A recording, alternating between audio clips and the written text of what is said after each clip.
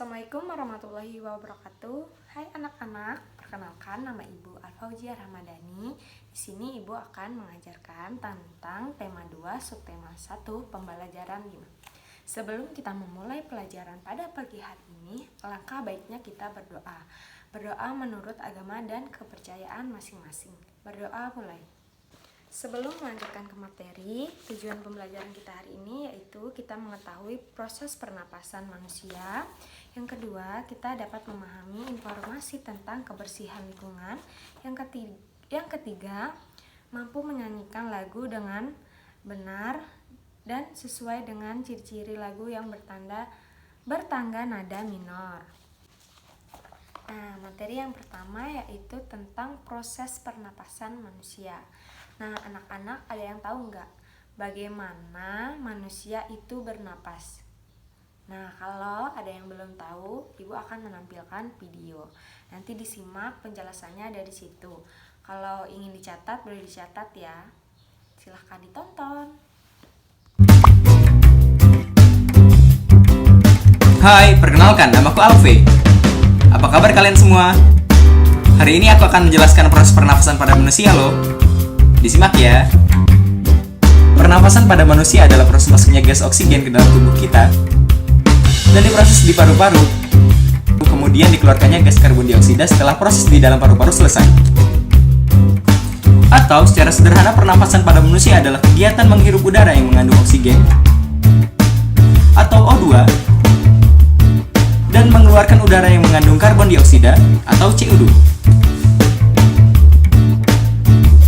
Dalam proses pernafasan, kita memerlukan alat pernafasan.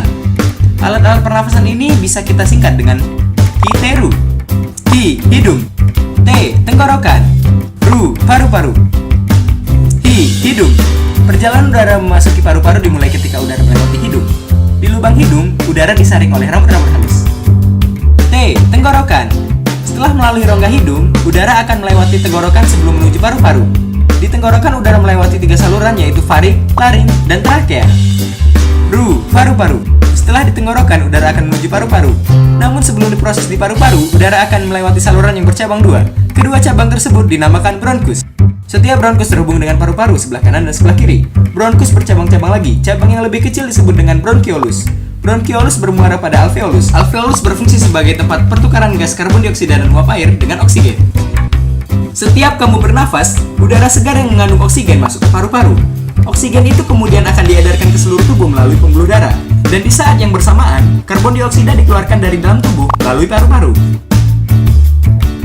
Fase pernafasan pada manusia terbagi menjadi 2 jenis, yaitu fase inspirasi dan fase ekspirasi. Fase inspirasi adalah proses ketika udara masuk ke dalam saluran pernafasan. Inspirasi terjadi saat kita menghirup udara. Fase ekspirasi adalah proses ketika udara keluar dari saluran pernafasan. Ekspirasi terjadi saat kita menghembuskan nafas atau mengeluarkan udara dari paru-paru kita.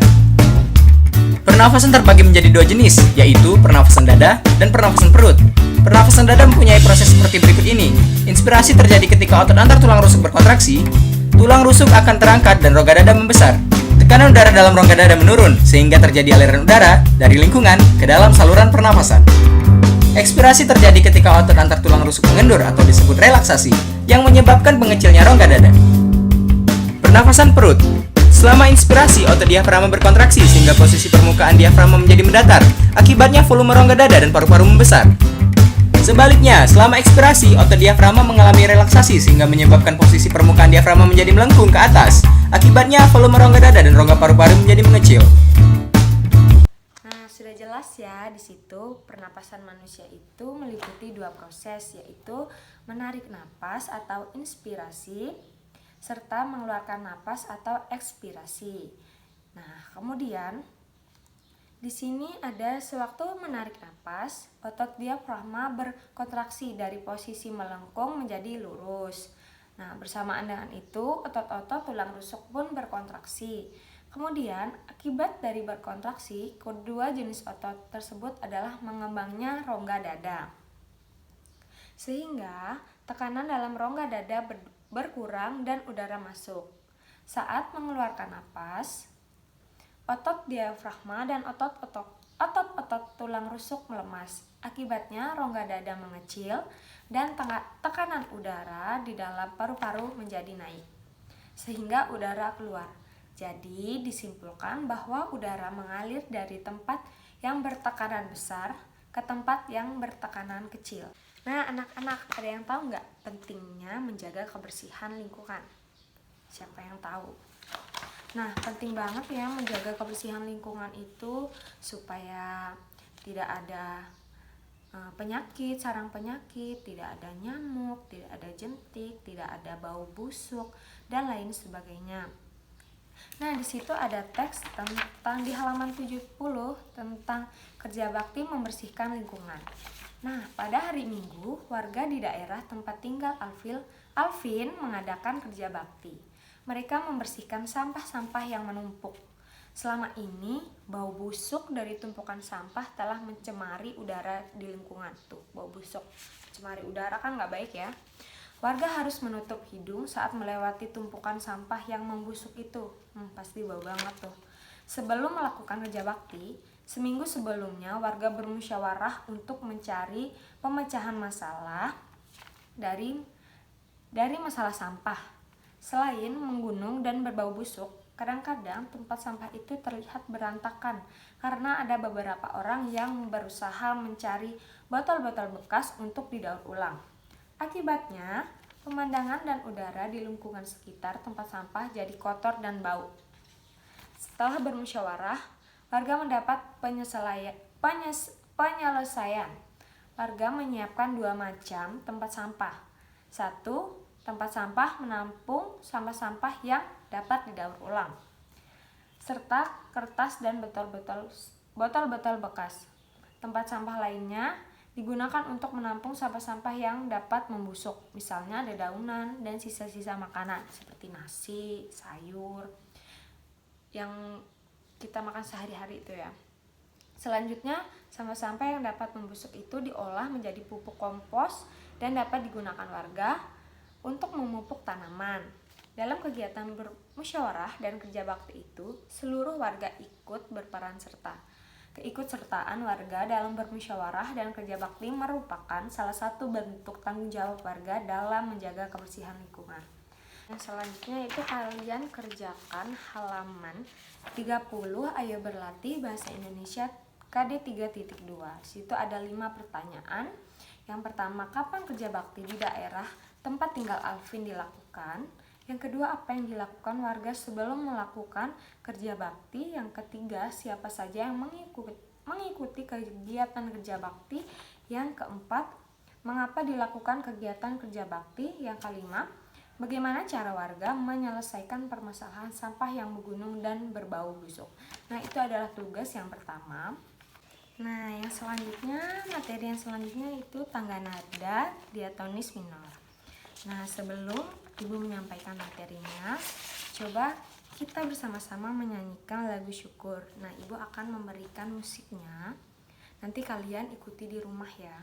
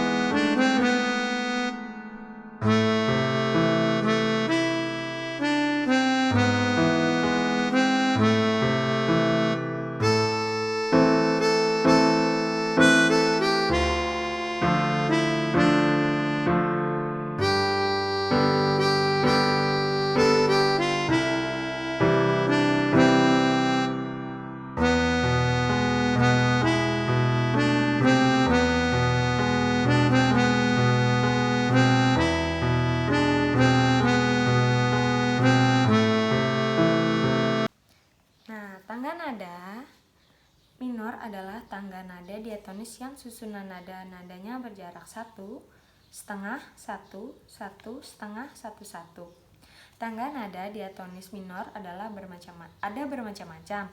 Salah satunya tangga nada diatonis minor harmonis. Tangga nada diatonis minor harmonis adalah tangga nada diatonis minor dengan nada ketujuh dinaikkan setengah. Perhatikan contoh urutan tangga nada diatonis minor harmonis berikut. Itu tadi ada contohnya ya. Seperti la, si, do, re, mi, fa, sol, la, atau 1 setengah, 1, 1 setengah, 1, 1. Yang selanjutnya adapun ciri-ciri tangga nada diatonis minor adalah lagu kurang bersemangat, bersifat sedih. Biasanya melodi diawali dan diakhiri dengan nada la. Namun tidak menutup kemungkinan diawali nada mi dan diakhiri nada la, serta mempunyai pola interval 1 setengah, 1, 1, setengah, 1, 1. Contoh lagu yang bernada minor yaitu Syukur, Tuhan, dan Gugur Bunga. Secara umum, lagu bertangga nada diatonis minor bersifat sedih dan kurang bersemangat. Namun ada pula lagu bertangga nada minor yang gembira dan bersemangat. Misalnya lagu Ayam dan Labeh dan Bunga Jupa. Nah, coba kalian buat video menyanyi lagu Syukur, nanti di video kirimkan ke ibu ya sampai selesai dari yakinku teguh sampai syukur aku sembahkan kehadiratmu Tuhan, sampai selesai ya. Nah, selesai pembelajaran 5 kita pada hari ini. Mari kita simpulkan bersama-sama ya.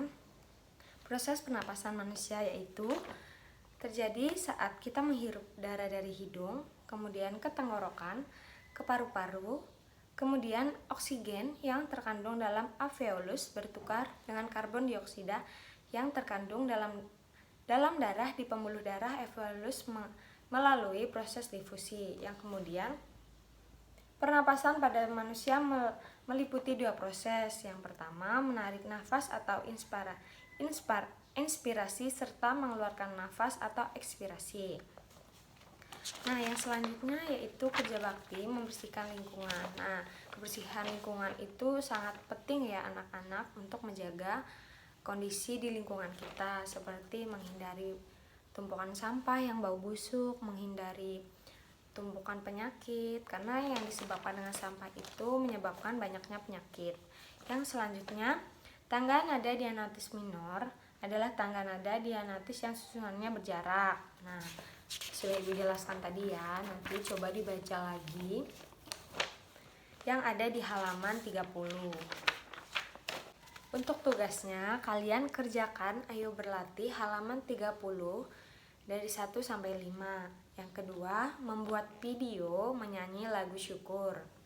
Teksnya tadi sudah ada ya di halaman 31. Kemudian, yang ketiga, mengerjakan uji pembelajaran 5, pilihan ganda dan esai halaman 31 sampai 32. Nah, sekian pembelajaran kita pada hari ini. Tadi diawali dengan berdoa dan sekarang diakhiri dengan berdoa lagi ya. Sekarang berdoa menurut agama dan kepercayaan masing-masing. Berdoa mulai. Selesai. Nah, sekian pembelajaran pada hari ini. Kurang dan lebihnya mohon maaf. Apabila ada yang ingin ditanyakan, silahkan japri Ibu. Assalamualaikum warahmatullahi wabarakatuh. Bye-bye.